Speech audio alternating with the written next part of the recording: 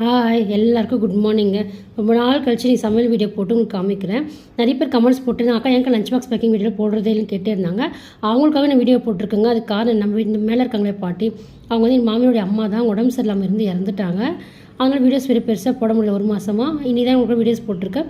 மறக்காமல் இந்த வீடியோ பார்த்தவங்க எனக்கு கமெண்ட் போடுங்க, நான் கரெக்டாக ஆன்சர் பண்ணியிருக்கேன்னு சொல்லிட்டு.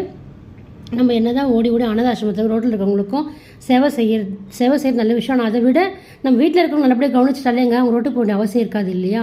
நிறைய பேர் ரோட்டுக்கு போகிறதுக்கு காரணம் என்ன, வீட்டில் இருக்கவங்க கவனிப்பு இல்லாதனால தான்.